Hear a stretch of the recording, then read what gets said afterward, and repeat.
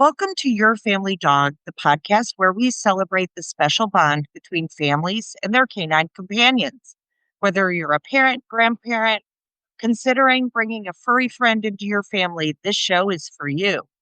Each episode, we dive into topics that matter: training tips, health advice, the newest research, heartwarming stories, and expert interviews, both canine and human. Our goal is helping families and dogs grow up together, one episode at a time.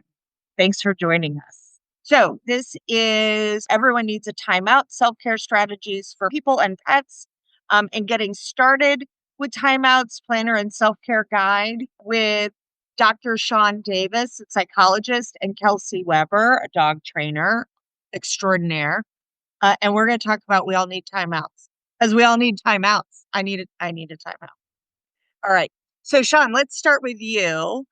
What made you and Charlene and Kelsey decide that this was a book that needs to be written? Well, it started with Charlene. She had an illustrator who had drawn a picture. It's on the cover of our book. And she and I had collaborated on some children's books and some other things in the past. So she asked me, hey, what do you think of this idea? And of course, it's so fun. It's so different. Who talks about self-care and includes the animals in their life? And this was all, I think we were getting started in January of 2020. And so we thought, this is a really cool idea. Yeah. And because I had been working with Kelsey with a dog that I purchased to be a therapy dog, and I even named him after the father of attachment theory, John Bowlby. As Charlene and I were talking, I said, I think Kelsey's our person.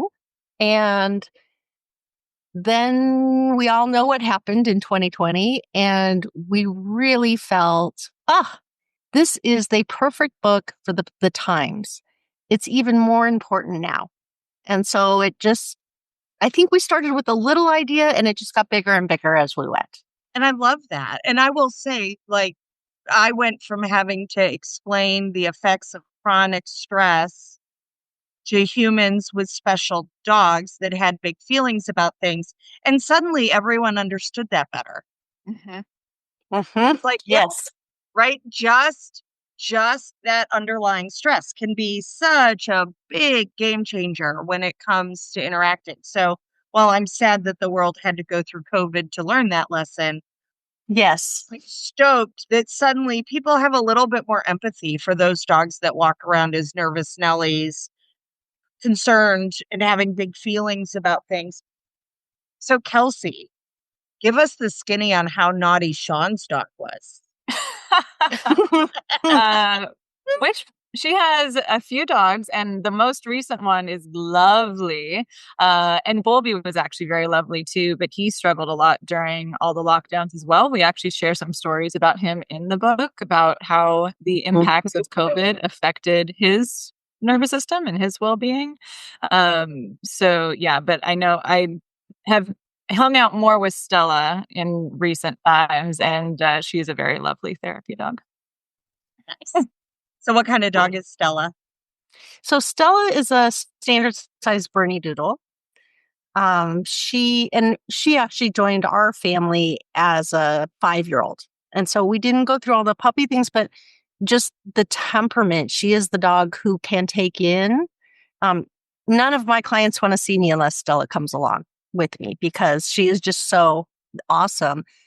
But I think Bowlby was a really good example for what we were talking about in the book of here was a puppy that was just doing amazing in his training and then got shut up, locked down in the house and spent nearly a year just not ever leaving and not getting out with other people. And when I tried to take him back to work, he was just so anxious. We had to put him on anxiety medicine. So, that's interesting to me because all through COVID, I did socialization. Leashes are 6 feet long. We could all be outside. Yeah. So if the weather was nice, we were outside. We were going places. We were doing things. We just weren't within 10 feet of another human. Yeah. And so I still ran puppy classes. We wore masks if we were close, but if we had good space outside, we were good. So, Yeah, and Kelsey did that too. She yeah, did. I think the dog trainers almost got a little bit excited about social distancing because we're like, yes, oh my gosh, people are going to stand 6 feet away from me finally. yes, yes, So and yeah, that, I think we and did to get really, excited. and you know, there's a big misconception. I know you experience it too, that socialization is like puppies playing together and touching all the people and climbing on them. And I'm like, no, we're finally going to have a whole generation of polite puppies that don't jump all over everybody and don't scream if they don't get to say hello to every dog they see. So much for that. All right. So I love this idea of normalizing lowering our stress and parents really modeling that for our kids. I think that's something we don't always do very well. A lot of times we're in the thick of it with kiddos and or our dogs, and mom might need a timeout, but instead just kind of pushes through. So so you guys don't know me at all. I was a human foster parent. I always have to explain that because I'm a dog trainer. And when I say I foster, they assume I mean dogs. And then I adopted a teenager from social services. So this polyvagal information is very germane to everything I did with our kiddos, where there was a lot of, okay, now we're just going to take a moment, kind of center ourselves, kind of get ourselves back under control so that we're in our thinking brain, not our reacting brain. So I'm excited about this book and the workbook because I think it's a beautiful gift to the world. So I'm going to shut up and let you guys talk about your book. Well, I think to start, it's probably easiest if we define what a timeout is. And I absolutely hate reading out loud, but I'm going to read out loud for you guys right now. I just wanted to, I just wanted to read the definition because I have it in front of me. So we defined a timeout as a brief pause to reflect on your current circumstances and deal with the impact of stress on your life. And specifically to use that timeout for self-care. But we also wanted to kind of define what self-care is because that is almost a buzzword now. Yeah. And I think everyone has a very different perception of what self-care is, as well as I think they're like it's just kind of trendy now that like we either all are doing self-care all the time, like, oh, I'm doing this for self-care, I'm doing that for self-care, or you have kind of the opposite end of the spectrum, which is like, oh, I'm not going to do like I don't need that kind of mentality. So we also define self-care as the intentional act of attending to your physical, emotional, social, and spiritual well-being with or without the help of professionals. So in our book, and I can let Shaun take over for some of this too, but in our book, we broke down kind of all the content into multiple parts because there's 3 authors. There's the 2 of us and Charlene, our co-author and publisher. And so we all had big ideas about what we wanted to be in the book. So initially, I think the book was like 700 pages or something really, really ridiculous. And we had to keep like paring it down and getting more cohesive with it to make sure that we all were getting our needs met on what we wanted to say in the book, but making sure it wasn't overwhelming and too disjointed. So what we did is we broke down different parts to represent different concepts. So we start out with just why timeouts for self-care are important, like physically what is happening in your brain and body when you're experiencing stress and how the timeouts address that. So that is primarily Shaun's part to do all the fun, nerdy stuff, but in a way that's understandable. Like that was something. Come on, dog trainers do fun, nerdy stuff all the time. Like that's the world we live in. Yes. And I think that's why it was fun to collaborate still on those parts too. Like even though that wasn't my primary section, I still was tapping into that because I wanted language to explain it to my clients. Yes. And especially one of the main audiences that I wanted it to be important for was my therapy dog handlers for my therapy dog program. And so I wanted them to have the language to explain to who they're working with. So I wanted it to be something that everyone had some access to and wasn't too jargony.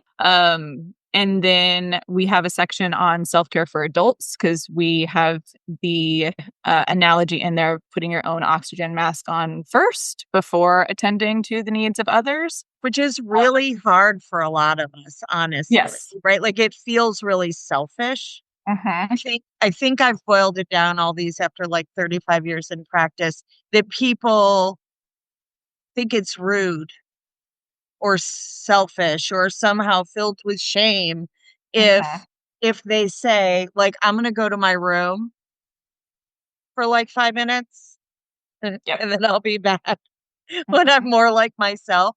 Yet I see in public people doing it all the time, walking around with a headset on. And I often wonder, like, does that even have anything playing in it? Or are they just blocking out the world? Because if I were to be honest, I have totally walked around with a headset in that was not doing anything except being in my ear to make it look like I wasn't able to have a conversation because my people tube was kind of full that day. Yep.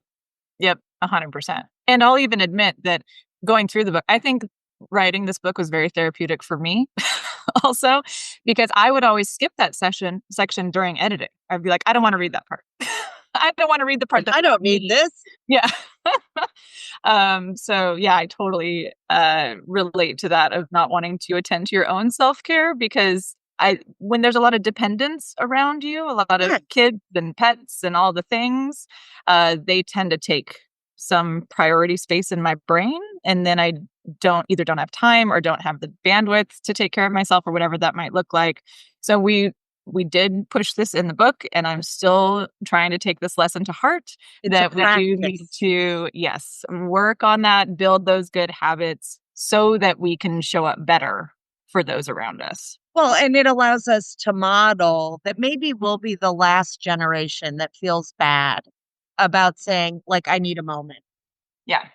All right. So let's talk about, so I'm particularly sensitive to, and part of my vision for the podcast is that we find parents kind of where they are. And often when I'm dealing with moms and dads and grandmas and grandpas and aunts and uncles who are raising kids and dogs together, there's not enough of me to go around. I think there's an awful lot of judgment and shame associated with parenting because, oh my gosh, your child ate a carrot that wasn't organic certified and we have to now worry that the world's coming to an end. Where I'm like, it's a carrot. It wasn't candy. Move along. You did great. Congratulations. Gold star. Right. So that good enough is good enough. And that every parent listening to this, if no one today told you that you're not enough just the way you are, then let me be the one to do that for you. Shaun is nodding vigorously, so she agrees. So I'd really like to get into the bones of how this book or series of books, because there's a workbook, which I love, like Shaun, you pulled my Capricorn heart in of must turn something self-care and fun into a job. Sure. So I get a workbook. I get to make it work.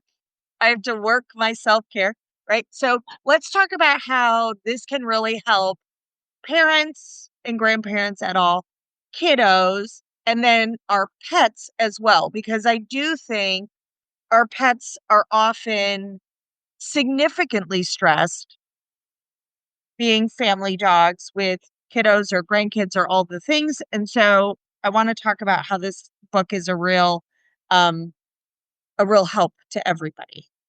Yeah. I just wanted to finish real quick and then I'll pass it to Shaun and stop talking. Is that as you go through the book, we specifically, like part 3 specifically adjust the timeout strategies for the children and how we can support parents supporting their kids. And then part 4 talks about the pets and supporting pet parents, supporting their animals. And then the final part wraps up with strategies that the whole family can do together. And so I think just the structure of the book is really helpful for kind of guiding you along on that journey as well. But I just wanted to make sure I mentioned all the parts before we went off that topic. So Shaun, go ahead and take it away. Well, and no, I think that is the beauty of how we landed in the construction of the book, because there were lots of versions before we got to this. And we recognized we are putting a lot of information out there. We are giving a lot of suggestions, and it can be overwhelming. It's like one more thing. I'm supposed to take care of myself, and it becomes the barrier to me taking care of myself because I feel guilty when I'm not doing it right, or if I'm, failing at self-care. And so that's I think that was a big motivator behind the workbook, because breaking down for each month to have a focus, the psychologist in me wanted to structure around our physical well-being, our emotional well-being, our social well-being, our spiritual well-being. That's a really biopsychosocial is a really big theme in psychology. And so every month in the planner is focused around one of those domains. And then we wanted to break it down further and just have some very practical content, some of it pulled directly from the book, some of it new, and some suggestions of, hey, this week, what would it be like to the whole family work on breathing? And, there's in part 5 that has all of the different kinds of ways to do the, parts of self-care. There's some really fun breathing techniques for adults, kids, and with your pet. And to be able to combine that and make it more accessible you don't have to do all, but let's just choose one and see how it works for us. And it just seemed like, rather than making it work, an opportunity to break things down into a smaller section, tidbit, because it's a lot. There is so much good material in there. And part 5 could have been a whole book on its own. Like, I know myself, it was just painful as we cut. You're like, no, this is good stuff. Right. Maybe we need volume 2. I don't know. But the extra work. Well, I'll have you on again, Shaun, so you can talk about all the stuff that landed. Like, you guys are welcome back as often as you want, because I think this is like a primary thing for the average family. Every family has stress, and it can literally pivot on a second in time, right? Exactly. A car gets bumped, or a business closes, or someone gets a diagnosis that's not great. And all of a sudden, where we were chugging along doing just fine, like now there's a big hiccup in the works. And that's probably not always the greatest time to try to learn how to find your balance again, but it's when that's exactly right. Yeah, really trying to promote prevention rather than just reaction when things are bad. And it's something I do in my work all the time. I can't tell you. I mean, it's a real ethical dilemma for me, because there's times I'm working like, could you please just take my book home with you? Like, there's such good stuff here. But that seems not appropriate. So I will pull some of the techniques that I use all the time. That's how a lot of the techniques started, particularly around the children and family. Like, these are things that I'm saying all the time. Do this because then you teach your children to do this. Make this a regular thing. Those family check-ins when you're sitting around the dinner table, or running like crazy from activity to activity. Take a moment of pause just before you all hop out of the car and do 3 breaths together. I get really excited about it, because if we can help the grown-ups to model that for their children, the impact on their pet family members, the ripple effect is just so amazing. Then we know what to do. Our nervous system knows how to calm when things are really bad. Instead of being at 12 out of 10, maybe we're at, 8. It's just a better way to live. Yeah. I was watching a podcast earlier, and they were talking about conversation during conflict, right? Where maybe somebody says something to me that hits incorrectly, and I can feel that I'm having an emotional response to that. And the speaker was really interesting. He talked about just in that moment, because he wanted to give you things you could do in that moment. He's like, in that moment, take a big 2-second, big inhalation through your nose, hold it for 2 seconds, and then blow it out your mouth like a sigh and feel what that does in your body. And okay, everybody do it now. Like we're going to be fun here on the podcast. So 2 seconds in, hold it for 2 seconds, and then blow it out through your mouth. And every time I do it, I just feel how my shoulders drop. It's like my neck That's gets exactly longer, right. which is a great option, right? So for me, muscle tension decreases, right? That's right. You can find lots of breathing techniques, and we have half a dozen in our book. The idea is that by slowing your respiration, you are sending a cue to your nervous system to stop pumping out cortisol and adrenaline. And so one of it is the speed. Whether you're in through your nose, you're out through your mouth. By thinking about that process, you're also changing where your brain is and attending to. So that's why you'll see square breathing, where you draw a square and you breathe on the things, or belly breathing. I teach my people to put their hands on their stomach so that when they do that big inhale, they're actually filling their lungs. And when we fill our lungs, your abdomen should expand instead of up here where we're going to hyperventilate. So all of those things are a form of grounding. We're tuning into what we're doing. We're slowing the process down. You said it. You feel that physical release in your muscles, and boom, we have changed what our reaction, our fight, flight, or flee system is telling us to do. The warning light's gone on. We respond. As soon as we slow all that down and get really in tune with our body, we immediately feel relief. Well, and we think better. And we think clearer. Actually, instead of all that emotional thinking, you get into higher levels of cognition. Is that true? That's absolutely right. Because when we go into that high escalation in our nervous system, one of the features of those fight, flight, flee responses is it turns off your frontal lobe. Because if a bear is chasing you, you don't need to think about what to do. You just need to get out of there. But when our nervous system does that, and it's more like, your boss makes you angry, it's not a helpful response. You need your brain to be clear. So slowing down your breathing, relaxing your muscles, being grounded in where you are gives a chance for your frontal lobe to come back online. And then you can think and you have options and you can know that you're safe and choose your path rather than just react. Wonderful. And this is like the number one way I deal with reactivity cases. That's right. It's the same thing. It's the dog is activating fight, flight, freeze response, which is their sympathetic nervous system.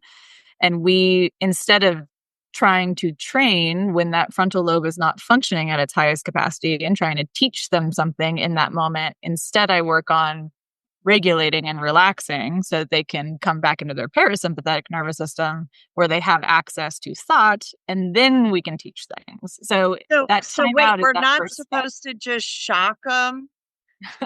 Well, Because is not helpful. I think about it like, okay, we would not spank the child that's crying. Some people have. I was going to say, I think modern parents do not. Well, so yeah, my parents are done with their raisins. So the whole, if you don't stop crying, I'm going to give you something to cry about thing, that ship has sailed for me. I don't have to worry that that's going to happen again. And that was like totally how I was raised. It made me realize that there had to be a better way, because growing up feeling that way, where I'm already overwhelmed, I'm already stressed, and now I'm in trouble for that sensation. Yeah. Never made sense to me, because all I really wanted was anyone to be a hero for me and to help me and be with me non-judgmentally in that moment. Just hold that moment with me until it passes, and then we'll fix it. And so I love, Kelsey, that you're clear about like, no, you can't teach when your dog is totally freaked out or over aroused in the other way. Like they're like, oh my gosh, That's a Yorkie. Yorkies are my favorite. I can't believe I saw another Yorkie. Actually, let's be honest. This is the Vizslas. Oh my gosh, I saw another Vizsla, and I've never seen another Vizsla since I left my litter. And Vizsla, and they like have Vizsla brain, and you just have to wait until the Vizsla brain calms down. And then you're like, okay, so now that you're thinking again and you're on planet Earth, would you like to go say hello to that other Vizsla who has also just touched down? So let's talk about what it might look like when our dogs are starting to move into that sympathetic nervous system. How might that look for a grown-up? How might that look for a child? And how might that look for a dog? Can we do that? Yeah, that's awesome. We can definitely dive into that. What we did to try to simplify it a little bit is we used the analogy of a thermometer and a thermostat. So the thermometer, if your nervous system is in the cool zone, then you're relaxed and regulated and access to frontal lobe. You're in that like rest and digest, quote unquote, system. And if you're in the hot zone, that thermometer, or the temperature rather, rises to that hot zone. That's when you're being activated into that sympathetic system.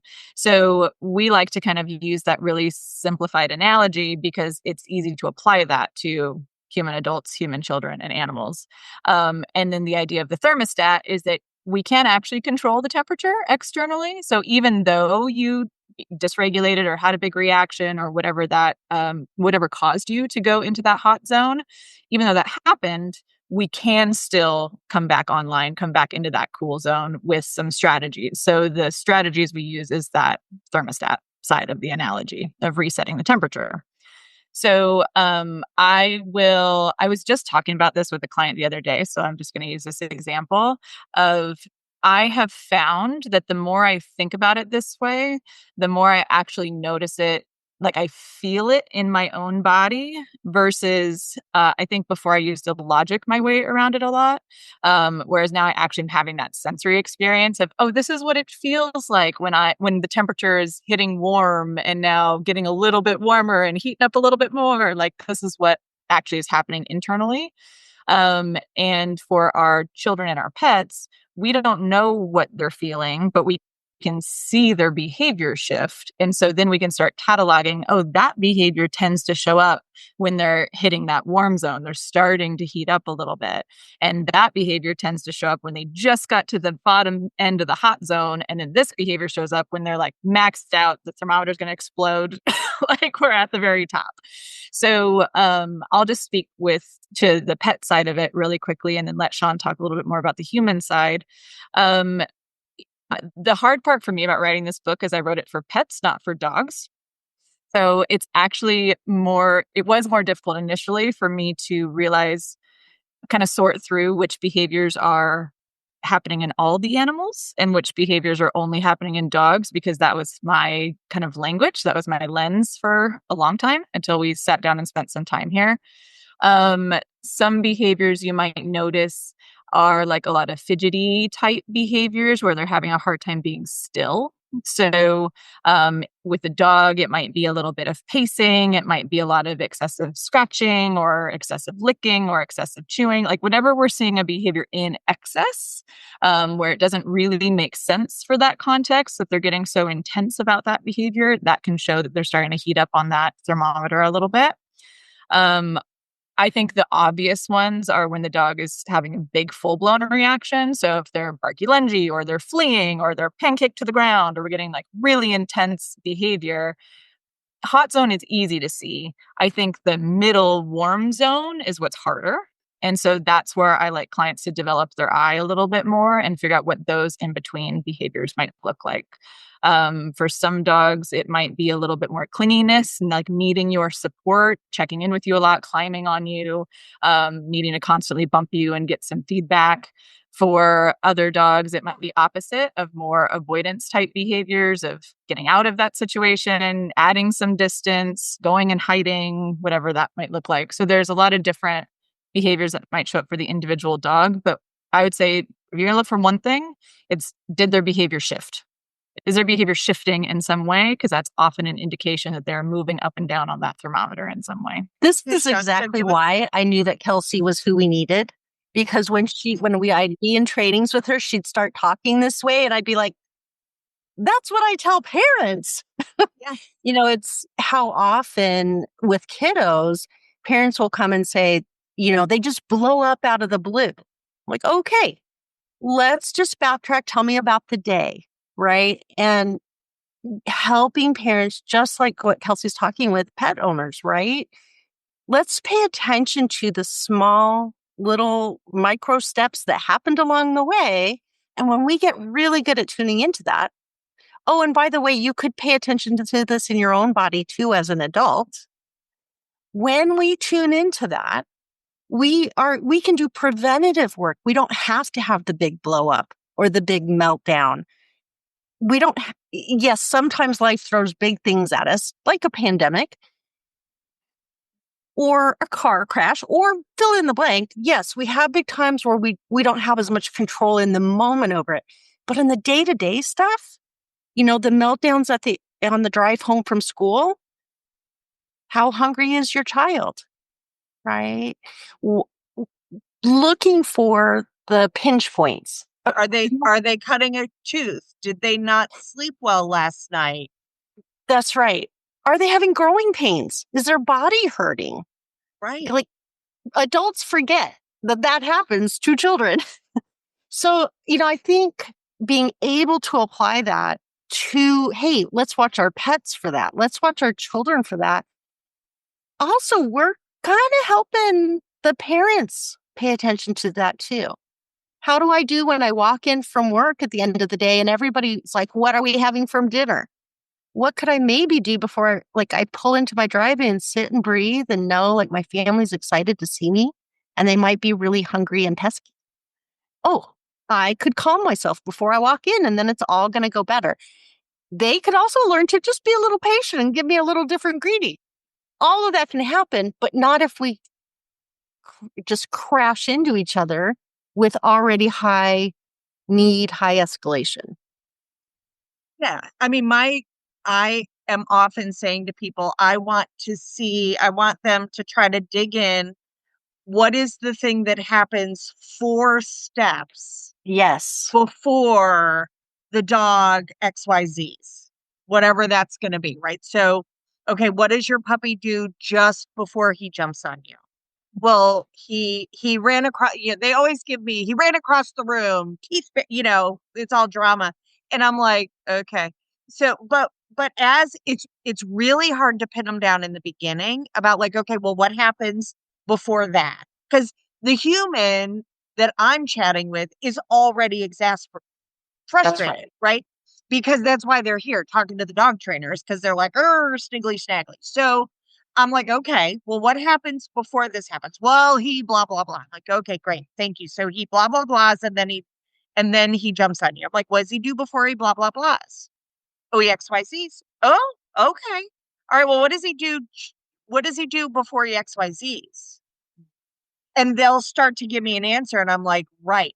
So that's where the magic is. That's where we can really, in a majorly way, influence how awesome our day goes, right? Are we going to go for a new personal best on our blood pressure? Or are we going to have a wonderful afternoon, right? Because like our kids, my 3 foster children needed 3 different things when they got off the bus. The 7-year-old needed to run, right? So he would run around the house 7 times and we'd make a fun game out of that. So I was filling him up before, I'm holding his backpack. He hasn't even made it in the house yet, y'all. But we're going to run off some energy because that's what Gregory needs, right? Melissa just needed to go hit the punching bag. Totally get it, girlfriend. I'm menopausal. I could hit a punching bag too. Off you go to your punching bag, right? And then Cheryl, my other foster daughter, wanted to soak in the tub and read her book. Mm-hmm. Excellent. So I usually had the tub drawn for her. Mm-hmm. Right? There were a couple of books laying out that I was like, ooh, here's some lavender. We're going to make it even better.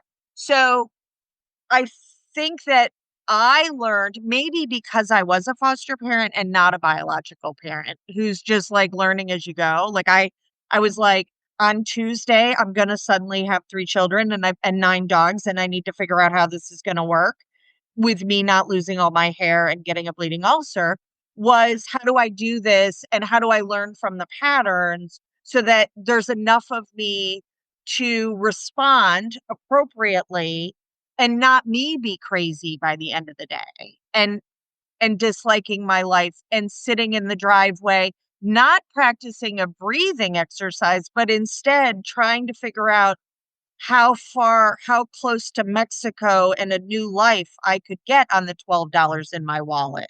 Like if I just don't go in the house. Right. And I also think it's really important for all of us, including the professionals, to model and say, I have those days too. I do. It's part of the human condition. So let's talk about, we talked about box breathing, which I love. I do a ton of box breathing. The mindfulness stuff is always great. Like, how do my fingers feel sitting on the edge of my desk? And is there more pressure on one finger than another finger? And what color brown is directly in front of me? Like all that's, or the windshield wipers or whatever. How does that go for dogs, Kelsey? That's a good question. I wanted to actually really quickly draw attention back to your story because I think that was such a lovely example of 3 different timeout strategies for 3 different personalities. And that is exactly what we're talking about when we say timeout, is it's not necessarily a timeout for breath. Breath is an easy in. Like that's your introductory level so that you can even maybe consider what a timeout would look like. But a timeout for that bath, a timeout for the punching bag, a timeout for sprints. Those all count as timeout strategies to help your nervous system come back online. And as a parent, that actually made spending the time doing the timeouts made your day easier. And so that's where we really want to highlight is that it feels like another thing on the to-do list. It feels like more work for you, but it actually makes everything easier. Yes. Yes. That's right. It's the same for our pets too. And I think that's the cool thing about us working on this book together is I was like, oh, that's what I do for dogs. Oh, that's what I do for dogs. Like there are so many moments like that where we went back and forth. Most quote unquote enrichment activities, most of the things we think of as enrichment, work really nicely as timeout. So giving dogs opportunities, my top 3 are licking, chewing, sniffing. So if we can provide licky, chewy, sniffy activities for them, those can be really nice timeout strategies. Just general downtime, taking a break, sitting down together. So in part 5, we talk about the strategies we use for the whole family together. And so all the ones that are designed for pets in that section are things that are helping you take your time out while helping the pet take their time out together. So one example, I think Shaun had mentioned earlier about like when the kids get to school, take a couple of breaths before you get out of the car, just having that moment of like, come back in your body, take a big breath, and then we're going to get out of the vehicle. We could do the same thing with our dogs. I do for my dogs every time we get out of the car. I stop, I take a deep breath, and I wait for my dog to show me something calmer than where they were. So for my dogs that are more advanced, this is like a calm sit. But it doesn't matter what the behavior is. It's just show me that you came down 1 degree on that thermometer, like just a little bit. Right.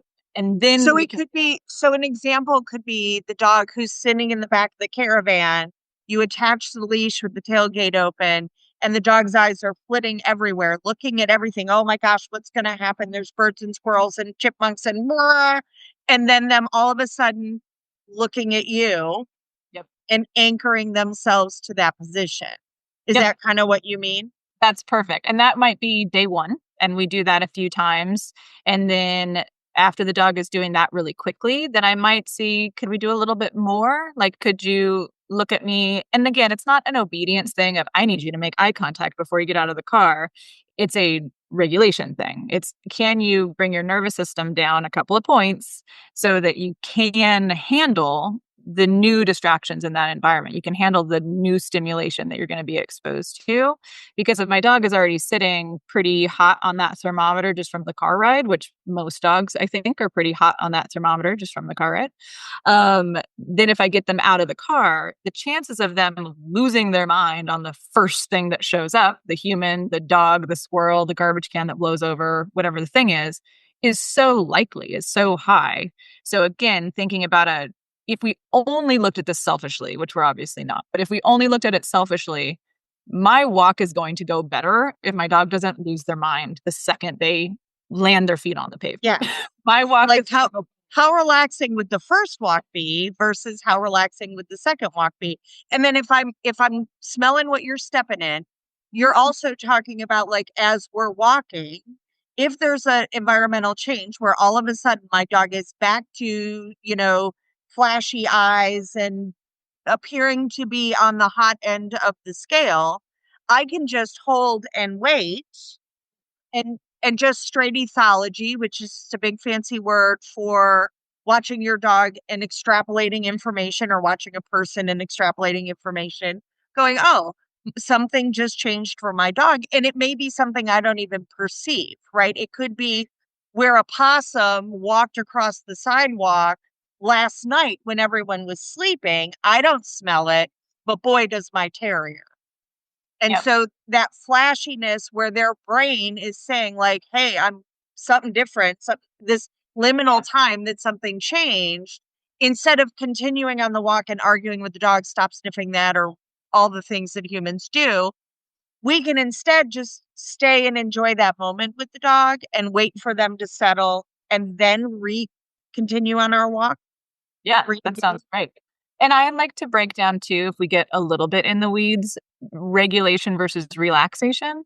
So you had a really good example there of the dog is reacting to something real in their environment, but we might not know it's there. So when we're talking about a dog that's dysregulated, it's that they're having a disproportional response to their environment, but as our human brain is perceiving the environment, it might look like that dog is dysregulated. Like, why are you losing it right now in the middle of this walk? There's nothing here. But it actually is a regulated response. It's a proportional response to what's happening there. So regardless, I still want to work on relaxation. Like, I understand that you're having a moment. I understand that you're perceiving something here. I understand that you're having big feelings. Let's take a moment together. And this goes back, Tina, to what you had said earlier of wanting that parent that just connects with you in those moments versus reacts to your reaction. So if and this, it doesn't matter for this context how we're reacting, whether it's a shot collar or a handful of treats or whatever, if we are having a big reaction to the dog's reaction, we're just modeling that we're all in the hot zone. We're all having these big feelings right now. So instead, I want to just acknowledge you're having big feelings. I see that. I'm going to take a breath so that I can make sure that I'm in the cool zone. And so I can model that this is where I would like to go. I would like to help you come down with me instead of you bringing me up with you.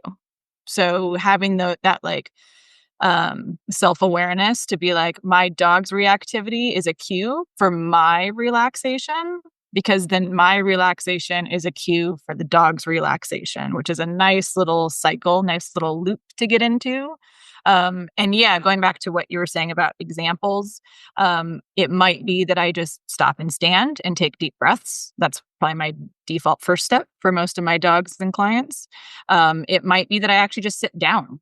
So if that's appropriate for the environment, appropriate for the person, appropriate for the dog, if I'm, if it's icy out and I have a Newfoundland, just like being still or sitting down might be dangerous. I might be going for a slide. So if it's appropriate to just sit for a minute, that might be what I do. Just hang out, let them sniff, let them have their feelings, provided there's nothing dangerous in the environment. And then eventually when they do reconnect with me, whether it's eye contact or they come and ask for pets or they sit calmly with me or whatever that might look like, where it shows me that they're coming back into that cool zone, then we can move on to the next thing. And this is part of why I rebrand my walks as outings. Like, because I don't actually walk a lot, if I'm being honest. It's how many places could I sit down on this walk today? That's usually what I'm looking for. So I want to keep the dog's exercise needs in mind. But again, if my dog doesn't have the ability to relax, then we're probably not going to get anywhere in our training progression. Well, and what are we building? Right. So it's Right. the same thing with our kids. If our kids are continuing to get amped up, going toward an experience, a lot of times if my children had visits with a biological parent or a social worker or a visit with them, I could see their behaviors shift and change. And I wish I had had the forethought to be like, hey, let's just take a moment. The way I did handle it, for what it's worth, was we just would come up with a code word for when they needed me to come and help. Right. Lovely. So it was like, if you pull on your ear 3 times, then I know. Or if you give me the black, if you pretend you're doing the itsy bitsy spider, I'm going to know you need me to come over because you're 9 and you don't really do the itsy bitsy spider all the time. One of my children used to stand up and sit down quickly. Stand up, sit down. Stand up, sit down. It was a 7-year-old boy. So that seemed totally normal to most people. To me, I would be like, okay, that was the 3rd one. We're going in, right? Like, Yep. I'm going to go and have his back because that's what he needed. So, I mean, I think I got a 50%. That's pretty good. I wasn't passing, but I was 50%, right? And I think you'd get a gold star. That was really awesome. Sweet. So I want to be in all your classes. So what I would say is you can't put the poop back in the horse, right? So the further on we get, the more, like, if we listen to the whispers, we don't have to hear the screams. Yeah. Every mama, in my experience, pretty much learns that when children are pulling on their earlobe at night, that you are about 24 hours from an ear infection that is so painful, there is screaming you can't make stop. So we learn to read those tea leaves really closely, the same way that my experience is most parents know the look on their child's face when they're going to barf, right? Like we get spidey senses for these things because we're like, oh, here it comes. Cancel the week. But the challenge in that is, what if you, the mom, like the whole household has the flu and you are also going to barf, right? Then how patient are we with our child? Because we get in those real life situations where we are pulled. And I think keeping like our mind, our frontal lobe online when we're not doing well, that's so much harder. One of the favorite things that I found when I was writing the section was the 50% rule. Like if you are attached and connected to your children, you really only have to get it right 50% of the time. You do not have to be a superstar. And that for so many, especially moms, but parents in general, like it's so relieving to know because we know we're not going to get it right all the time. We are going to lose our mind sometimes because we also have other parts of life pulling at us. Yes. And sometimes things we don't know about, right? Like does my partner's tooth hurt? Does he have a headache? Is he growing a kidney stone? Right? Like, yeah. Did he do something or not do something that I haven't found out about yet that he's anticipating stress about that? So yeah, like I think that for me, coming up with, like, one day I was like, okay, I need to do this the way I do dog training. So I was like, okay, I'm going to make a list of consequences, right? The first day of summer that the kids are home from school, I'm like, the first time you come to me and say, I'm bored, I go, great, let's go get a piece of paper and a pencil, pen, crayon, depending on the child. And let's make a list of things we can do when we're bored. And you can change. Then I'm going to marvel over the list. I'm going to ask questions about the list. I'm going to see if they want to add things to the list. Like, should we put nose picking on there? That's a really good hobby. It's inexpensive, right? Like, what things can we add to the list so that when we're bored, instead of me doing I'm not your cruise director, go find something to do that I was raised with, I can go, you know what? Let's go look at your list and pick something out.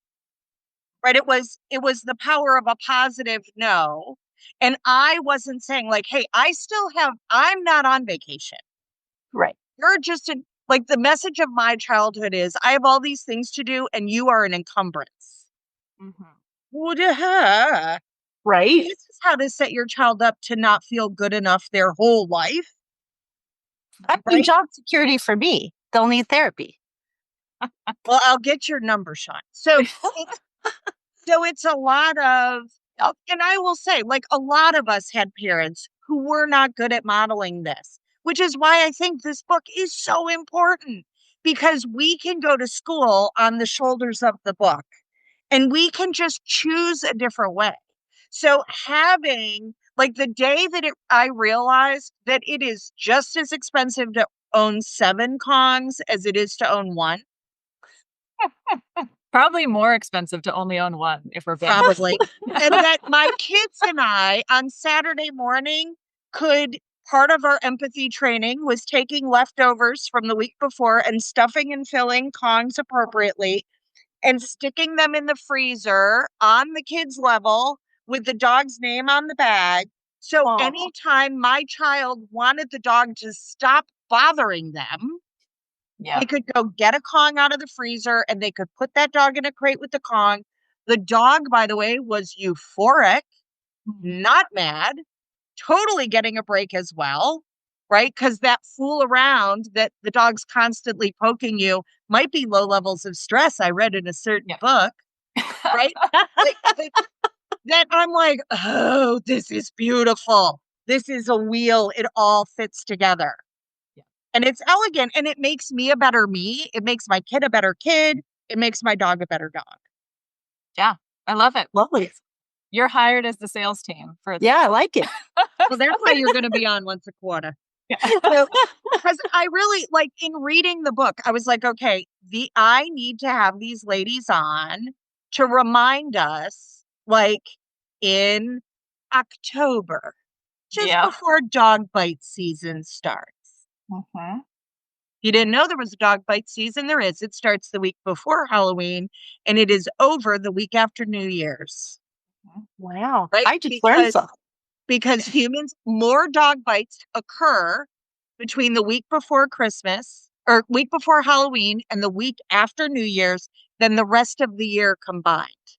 Doesn't that make sense though? Because the family's also amping up, right? Everyone. It's like, oh, the excitement of all that candy and then right into holiday season. And then like no one's dog expected a child to come down the hallway with a panda head. That's a dragon, right? Then come the inflatables that our neighbors all love.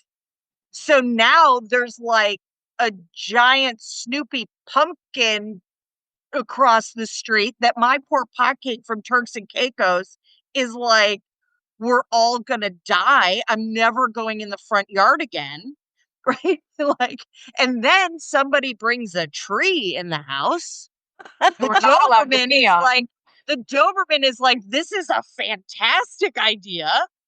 I don't have to go outside when it's cold. I can just take care of business here.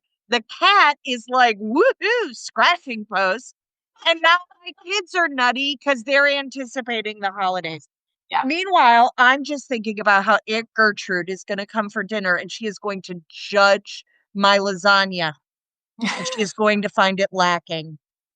Right. So it's all the things come together. And so when we think about like, oh, well, if I had all of my Christmas cards written by August 1st, well, that takes that off of there. Now I'm not mad about it. Or you can do what I do, which is I'm only sending Christmas cards to the people who send it to me first.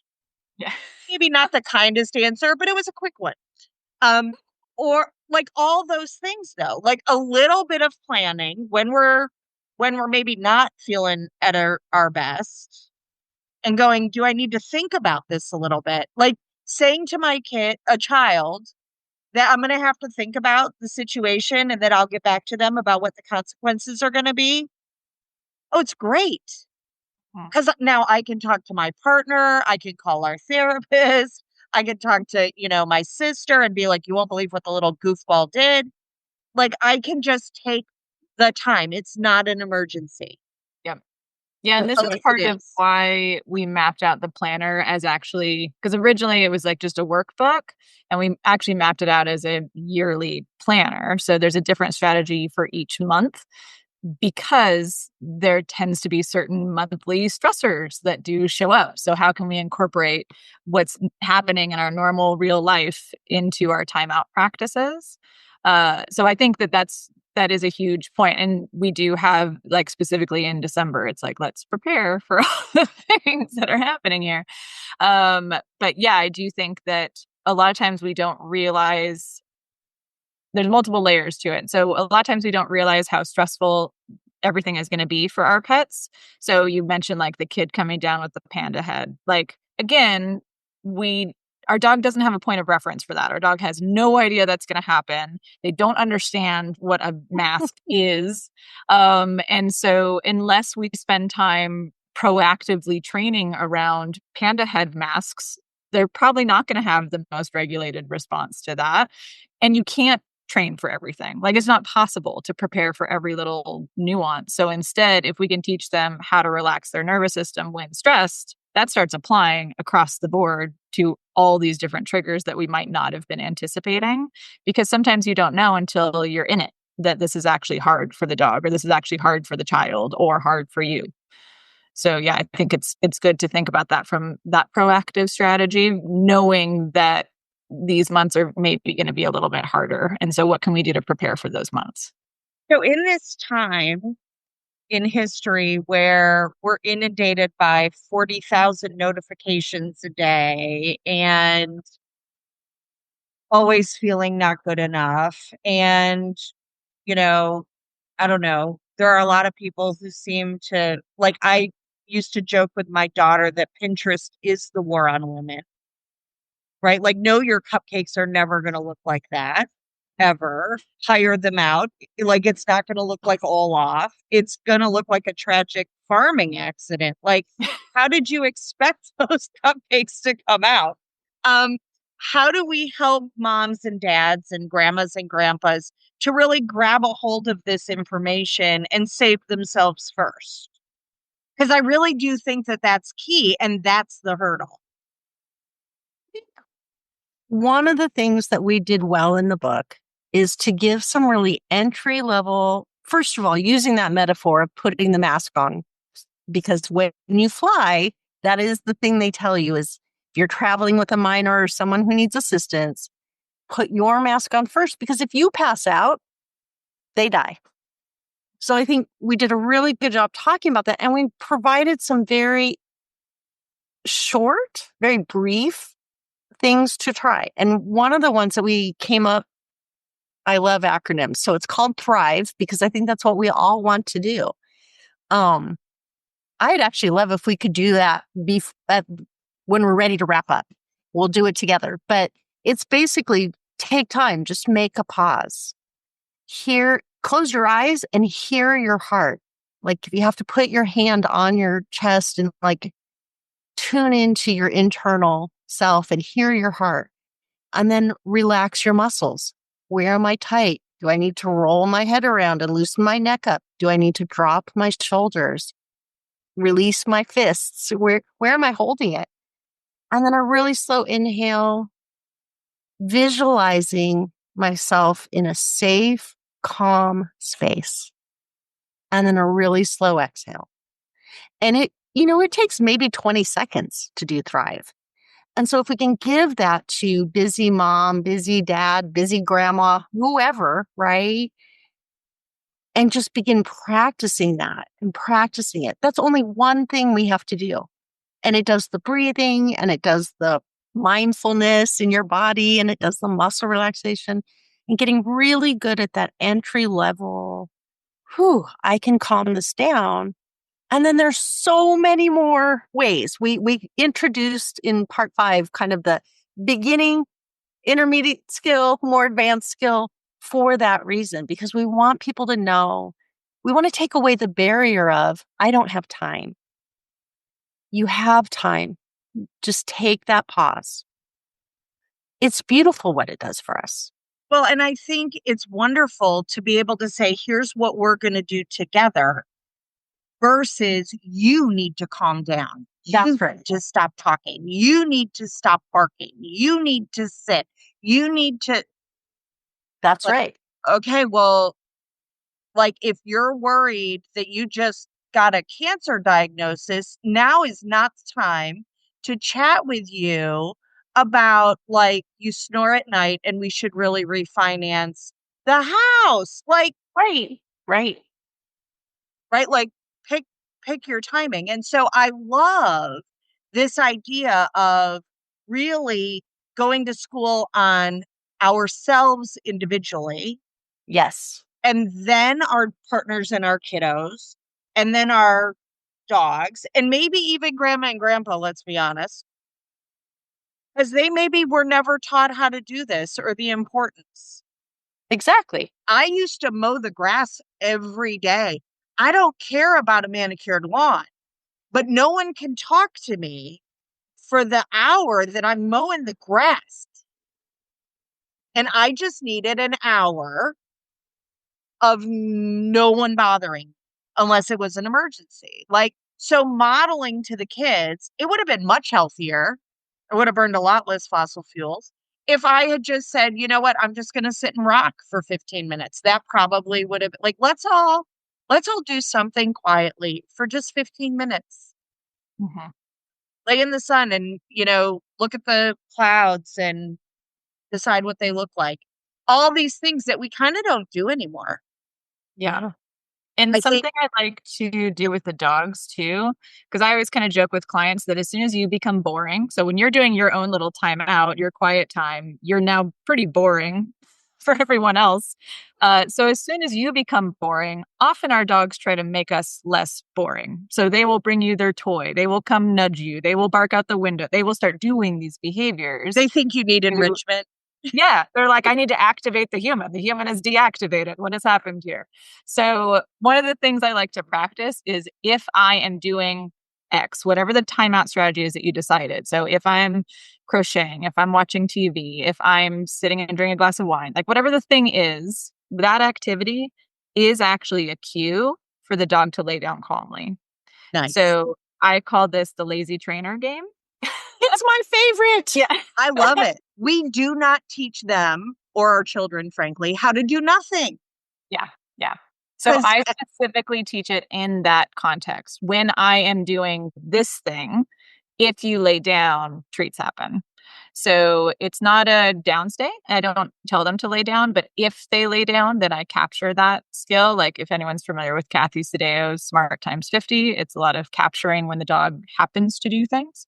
So if they happen to lay down, I give them a treat and I will initially consistently treat while they're laying down. And then as they get better, we space those out. But basically, it turns into like right now, I'm sitting at my desk on a Zoom call and my dog is laying down on the floor next to me because of this game, because she has learned that when mom's taking a timeout, I take a timeout. And so that's how we can start doing that together.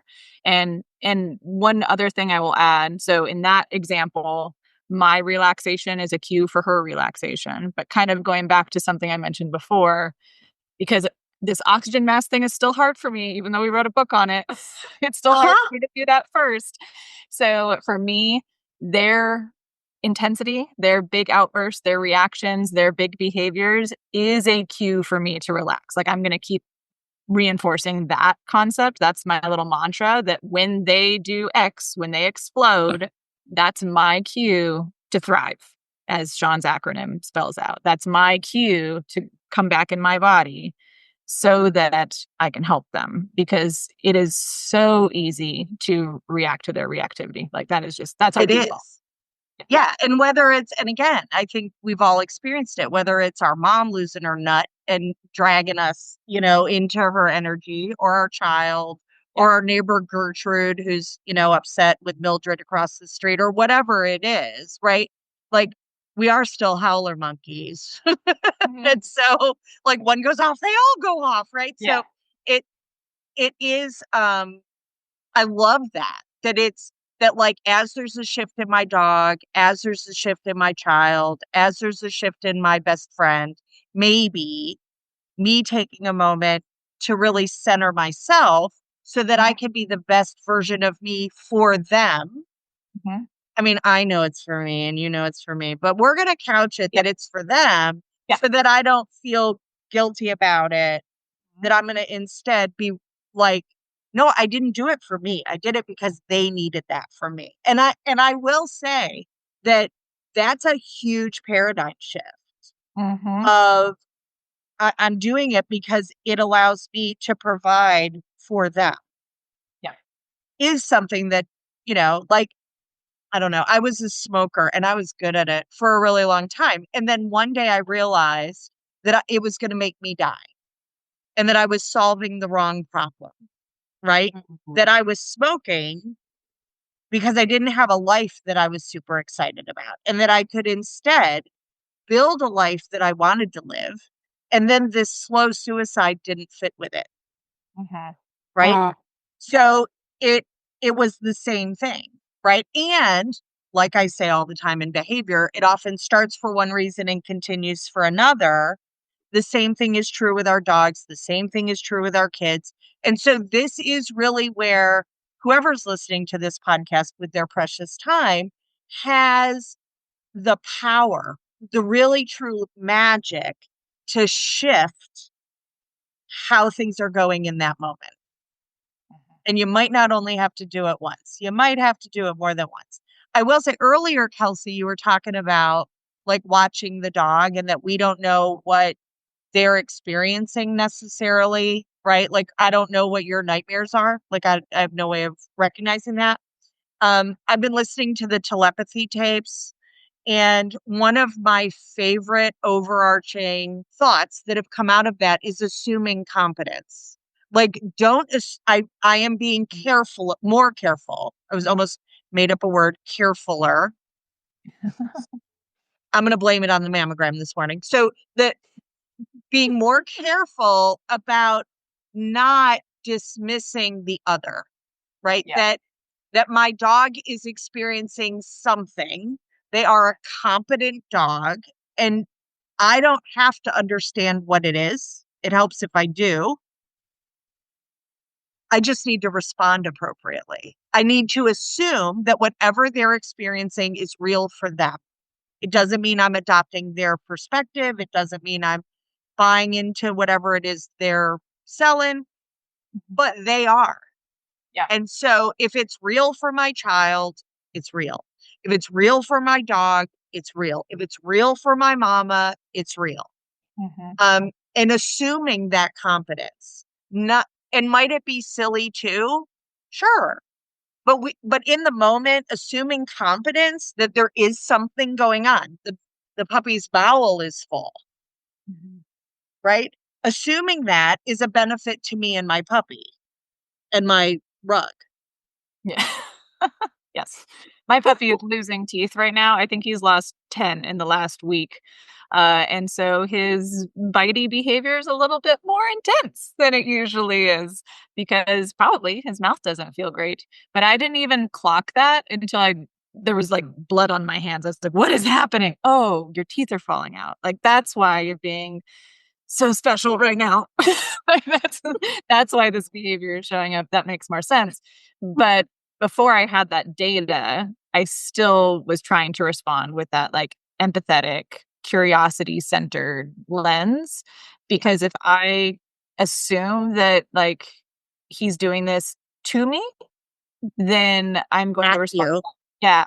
Then I'm going to respond a lot differently than if I think that he's just doing this because he has an unmet need. Like, there's something happening for him and this is how it's expressing itself. So how can I support him right now versus, again, being that reflexive with, regardless of what training technique we're using, like reflexive with training is maybe not necessarily the appropriate action for that moment instead of responding with support. And I think that's another way to look at that timeout strategy is how can I, like Shaun and I talk about the difference between self-care and supported care. Like for our kids and our pets, it's supported care because they don't have the skills to do self-care yet. So that's where we show up as the parent to help them meet their own needs through these supported care strategies. Okay, so is there anything else people need to know about this book so they can go get it? I don't know. I said so many things. Wow. This has been great. Like, I could talk to y'all all day. Sorry. Yeah, I just want to say it's just so packed full of these kinds of things and with these really fun personal stories. Not all of them are fun. Some of them are sad, but just that this is not just a how-to book. This is like, we're showing you our flaws and why it matters, why we feel so passionate about it. Right. So the listeners are tired of hearing it. I had breast cancer 2 years ago and I'm fine. I'm great. I am why you go get your mammogram. Like, find it at stage 0. Still wasn't fun, but we took care of it. It's all good. But one of the things was I'm still 2.5 years later, working through the ways that diagnosis, I'm pretty sure, have forever changed me. So, like, things that never, ever bothered me before. Like before, like, it wasn't my favorite day, but it wasn't awful. I didn't have huge anxiety about it. I was like, we go, we squish the girls, we get out. Like, we wait for a letter. Well, that is not it anymore for me. Like, now it is generally phenomenally more uncomfortable. And now the medical system knows I'm going to be sweating it. So I'm not waiting for a letter. I'm sitting in a waiting room waiting for the radiologist to read it. So at least I don't go home with a bleeding ulcer. But it also majorly clarified for me in the moment, like, my biological family, my nuclear family that I am the child in, is not an easy group of individuals. We're just not. It's not easy. And so, but I felt that it was important because I was having a medical thing that in order for my family members to navigate their own healthcare, they needed to be aware of what was going on. So the sister that I do talk to, who's lovely, I said, here's what's going on. Feel free to share with them, but also share with them that this is not an invitation for greater interaction in my world, because I can't navigate. I don't have the bandwidth to navigate both of these things at the same time. Like, goofball family and life-threatening disease, don't really want to have to deal with both of those at the same time, because these are both things worth doing well. And there's not enough of me in this moment to do that. And I was kind of a jerk in that in my youth, I was like, I don't need a break. I can do all of it. All of it can happen at once. It'll be fine. I'll do it all. And so I have held on to that even since COVID. I liked the pace of COVID better. I know a lot of people did. And I'm kind of grumpy if somebody tries to push me off of a slower pace. Because I'm like, there's one of me. I can only do so much. And so it was really clarifying of, like, next time, dear Lord, no major consequence, like no big carnage for me to learn the lesson. Just hint at it and I'll pick it up.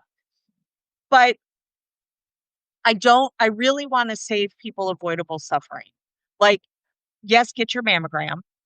But more than that, just this self-care piece, being able to use higher cognition to go, okay, this situation happens consistently. It's not going the way I want it to go. So how do I calm my nervous system, get a little bit creative, think through how I want it to go, and then how am I going to try to implement that for tomorrow? I might not be able to make right now better, but I can make maybe tomorrow will be a little bit easier, and I can mess it up a little bit better tomorrow, and then a little bit better after that, and then a little bit better after that, right? Until we're messing it up really well. You don't have to run a tight ship. You can run a pirate ship. It's okay. I love that. And you're definitely talking to people that are really good at filling their time with all the things all the time. I think it was kind of a running joke that we kept telling each other to take timeouts during the process of writing this book because we couldn't make the time to sit down at our desk to write the book about taking timeouts. Like, it was kind of this ongoing thing. And even my close friends are like, huh, Sounds like someone needs a timeout right now. Oh, that's me. That's right. Okay. Yes, I tried a mindfulness spell. It made me so mad. That's not a good one. I was like, this is the opposite of what a mindfulness spell is supposed to be doing for me. Don't tell me.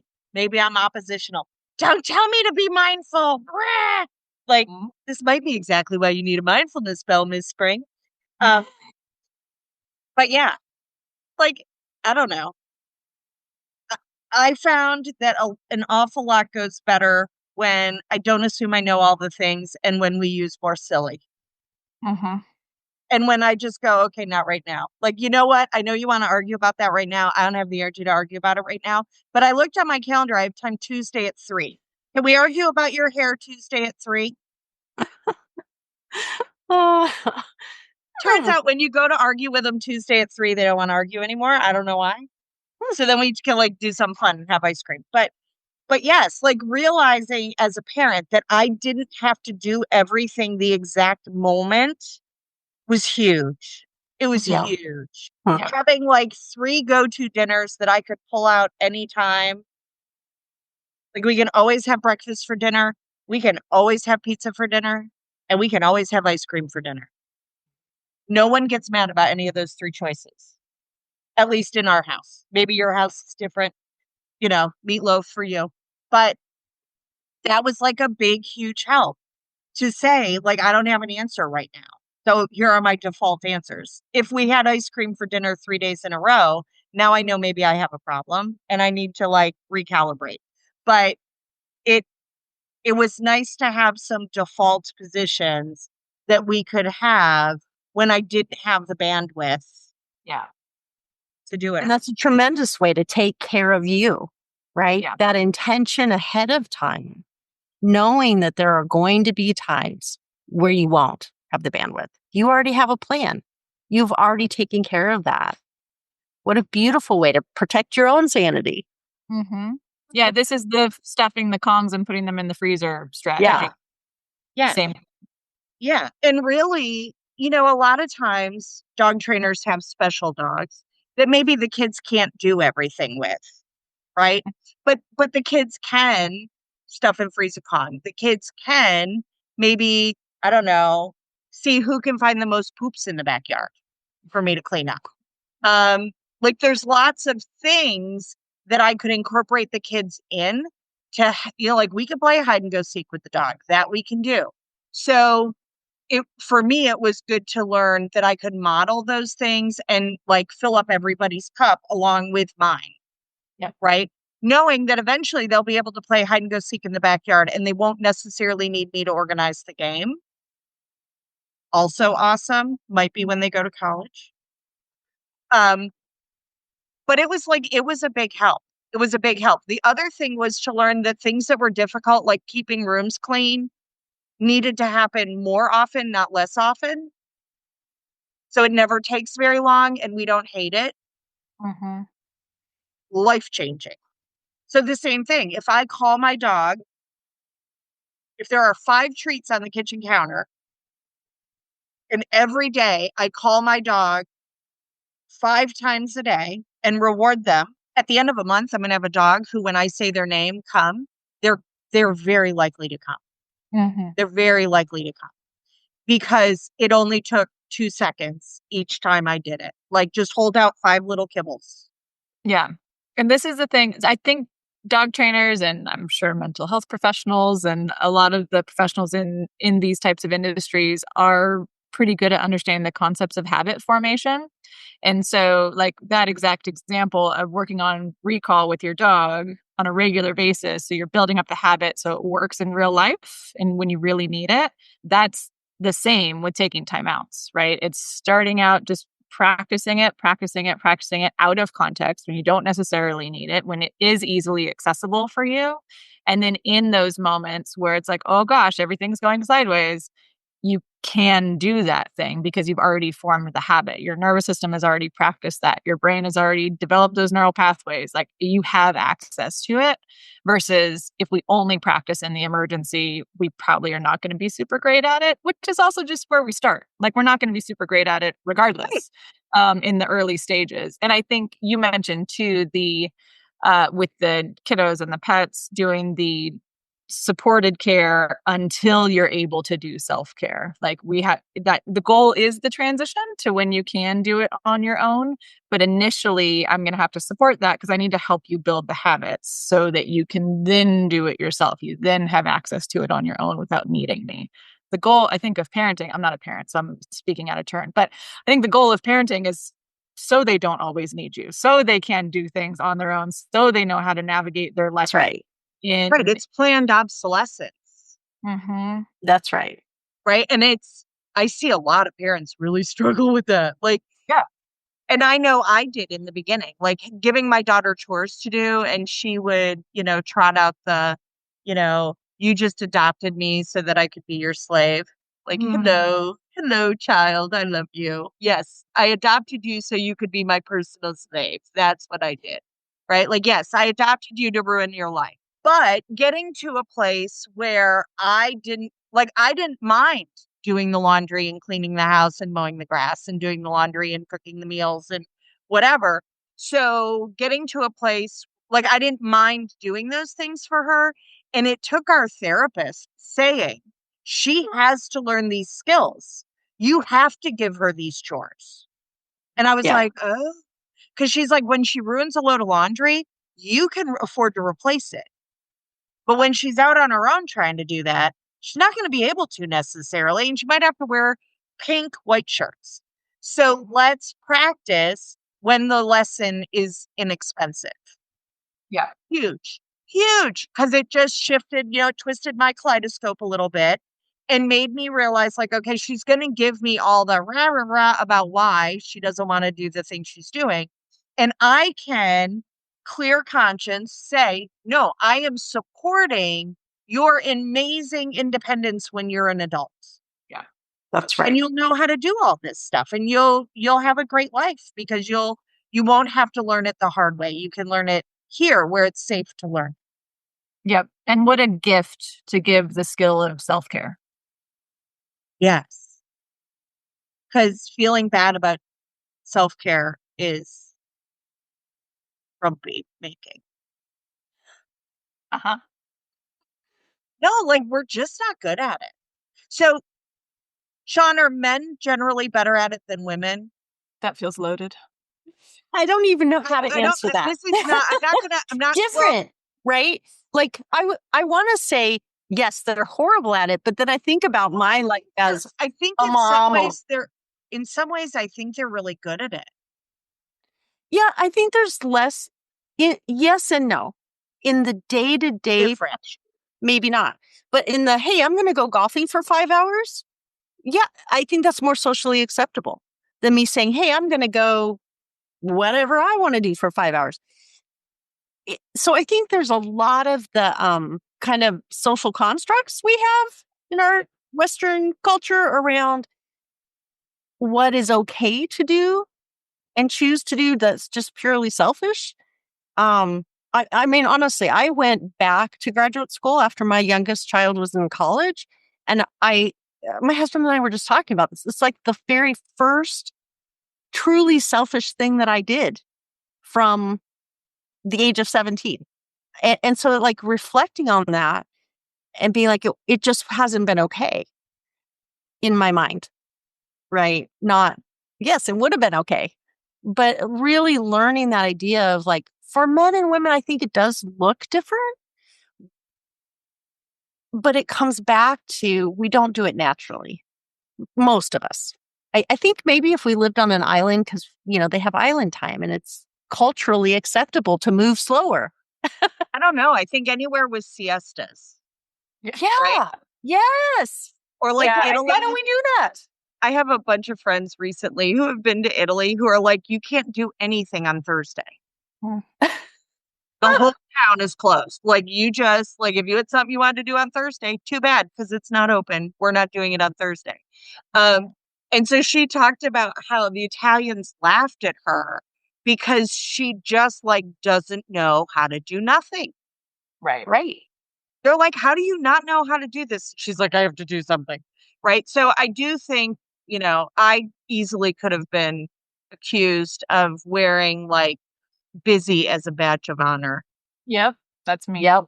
Definitely. And I don't think it was a healthy choice. And Yeah. hey, we all stayed home for a year and the world did not stop turning. That's right. It was wonderful. People forgot how to drive, but the world did not stop turning.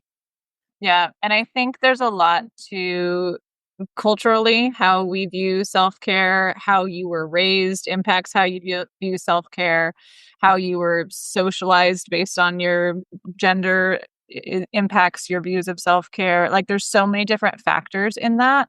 So I think it is definitely a bit of a personal journey to decide which strategies feel comfortable for you, especially in the early stages. Like we mentioned this earlier with your mindfulness, your reaction to mindfulness.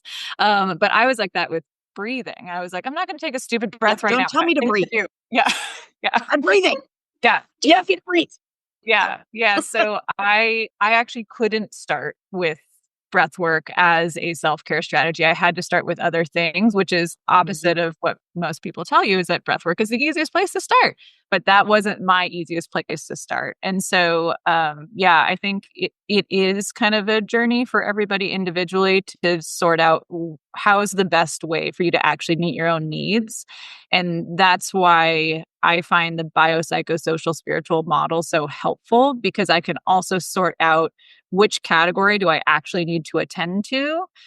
Because this is something I use in dogs a lot too. I know we're getting to the end of time. I'm introducing a new concept, but it is something I think about of if I am constantly like example, if I want to go take a snack or have a snack as my self-care strategy right now, if physical health is not actually where I'm lacking, if maybe social health is where I'm lacking, that snack is never actually going to check that box for me. Unless maybe I go have a snack with a friend. Like maybe that would be a better way to check that box.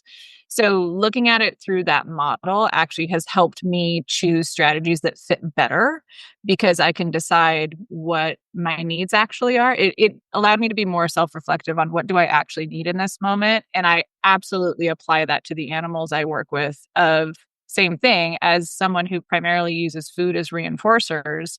When I am working with a dog who's having big feelings about something, snacks might not meet the need. Snacks might not actually check that box. So what would check that box for them? Snacks might help. Like I said, it might be going and getting a snack with a friend, but it might have been that the social need was actually the one lacking or the emotional need was actually the one lacking. And so looking at it through that lens, I think it has allowed me to peel back some of the barriers I have to self-care because it's more like fitting the square peg in the square hole instead of trying to fit the square peg in the round hole, you know? Yes. Yeah. I will also say, like, God bless you. You're lovely and young. I will say, as we get older, I think part of the reason we become more well-rounded is that our pointy bits get lopped off by the world or ground down, right? Yeah. Like all the places we stick out, like we learn just like, don't, like that's going to get ground down. It's not going to feel very good. So, it's an interesting thing. I think we don't, again, I think we're not good at just sitting and watching and going, do I need to respond to that? Like, yes, that's interesting. We don't, like, all day yesterday, pretty much my lessons, because the weather was gorgeous here, was sitting outside on a bench in the plaza, teaching dogs of a variety of ages how to watch the world go by and just relax and just watch it and then read from the handler standpoint. Okay, I don't tell the dog to lie down because I want to gather the data that the dog provides for me. So cueing a behavior in this moment, well, one, if my dog's head is on a swivel, He can't. He can't, right? If I take a young pity puppy out front and there are school kids running around and cars going around and people walking dogs, it is akin to asking a 17-year-old boy in a strip club to do his algebra. They can't. Exactly. Stop asking, right? But if maybe not the strip club, but as we sat out front in the parking lot, all of those puppies in 5 or 10 minutes could walk nicely on a leash with no pulling.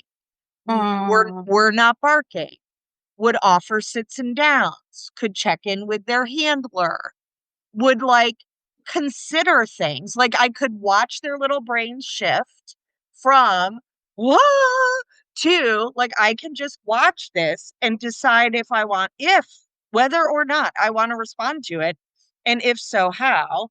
And then my favorite was the fearful puppy learned to look at the thing and then check in with us, with the humans, to see if maybe and I was like, you're right, there's a dog over there. It's exciting, isn't it? That there's a dog way over there. Do you see that dog? That seems like a friend. That seems like a nice dog, but we're not going over there. We're just watching, right? Because I don't know whether or not that dog's safe, right? I'm not sure we do that with our kids anymore either. And what a beautiful gift. Mm-hmm. Exactly. So I love y'all. And I am serious. We're going to get you on more often. I'm going to take a look at the planner and figure out like what days have stars on the calendar that we need to have you on to help families prepare. Because I think this really is probably that baseline of this is where we start. Yep. Yeah. We start with, do we need to do anything? Mm-hmm. That's right. And then get into the hows and the whys and the whats. Because I do think often lots of problems in the world that we perceive to be emergencies, if you just sit with it for a week, it's not actually an emergency. Mm-hmm. I didn't have to expend all that energy that I didn't have anyway. Yeah. Symptom of an activated nervous system, right? That's right. Well, and I will say, like, so in reading this, Shaun, like, so this is the only book I've ever used a highlighter in. I think that's a good thing. That sounds like a compliment. Right. It was like, oh, crud, I needed this. Right. And part of it was talking about how a brain. So I'm going to quote from the book. This is page 28. And first you were talking about like how a brain functions when it's raised in like a relaxed, supportive environment, like what that does in a secure environment with secure attachment. And then we got to me, which was in contrast, when the brain is exposed to stressors during this early period, the nervous system wires for high level of sensitivity and develops strategies of reactivity. A child or pet that experiences neglect, abuse, or other trauma early in life develops an amygdala that monitors for threats at every turn. It becomes normal to be in the hot zone. A new normal can be developed, but it takes a lot of intentional work to do so. The strategies in this book provide the resources to make the job easier. So while we've done our interview today, I am not done reading your book because I, for one, would like my nervous system to calm down and to not treat everything as the emergency that it likes to treat it as. So, so your book spoke to my heart and was a beautiful gift to me.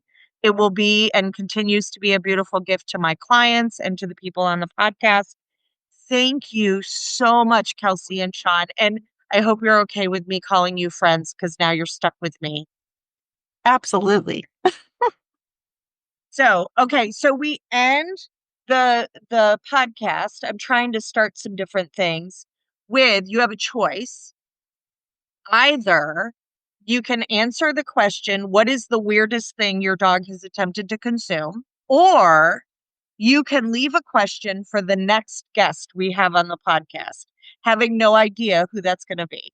So, Kelsey, pick your poison. Which do you prefer? Oh gosh. Well, I have a Labrador, so I feel like the list of things he's consumed is probably very long. I'll do the consumed one, but I am gonna, oh yeah, I'll think about it. Can I think about it for half a second?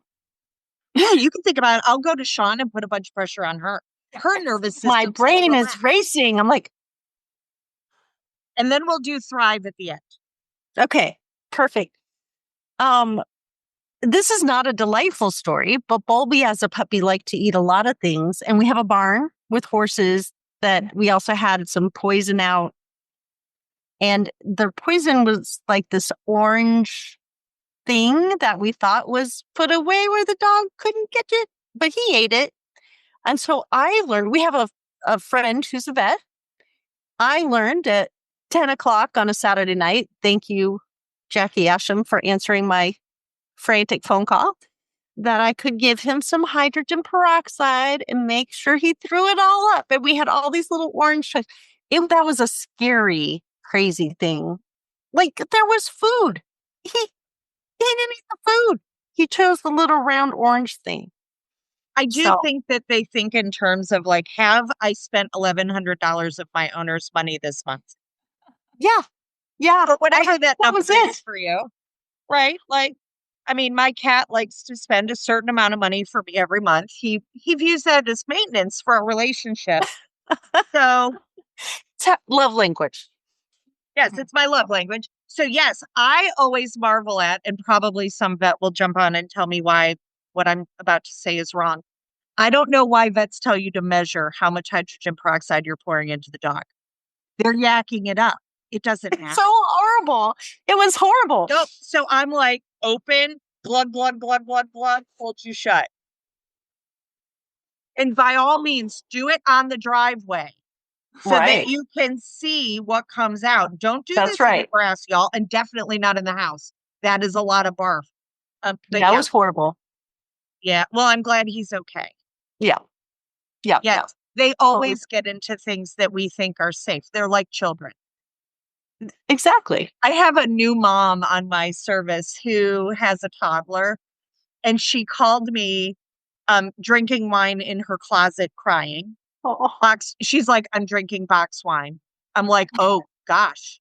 It is bad. Okay. Like in your closet crying. She's like, it's the only quiet place in the house. They don't know I'm here. So she literally has stashed box wine in her closet. Is divine. But she said, I literally closed my eyes in the moment that I was enjoying that first swig of coffee, and the toddler went from the floor to the tippy top of the bookcase while my eyes were closed. Yep. Yep. I was like, this is why young women don't have heart attacks. Like, kids blow those blockages out of our arteries every day. All right. So, Kelsey, you had time to think. All right. Well, I'm going to change my answer, though. So I think I'm going to ask a question, a topical question for the next guest is, what is their preferred self-care strategy? Oh, good one. Excellent. See, if you give me just a minute to think, I'd do better. I'm like, I don't know. My Labrador's eating a lot of dead things. I don't like the occasional not dead thing. Yeah. Oh, there was one of those too. Oh, yes. Yeah. Yes. I had to get a dead squirrel away from the pot cake. So my new nickname is Squirrel Stealer. We gave him an aerial burial on a shovel over the fence. Yeah. Yeah. That's the way. Well, ladies, thank you. I know I kept you extra. So thank you so much for coming on and sharing your amazing wisdom and gift with us. And I hope that everyone listening will just take a moment to do a little self-care today, whatever that is. I'm down. And if you feel like responding and letting us know what your self-care strategy for today was, we would love to hear it. So until next time, we'll see you on the Your Family Dog podcast.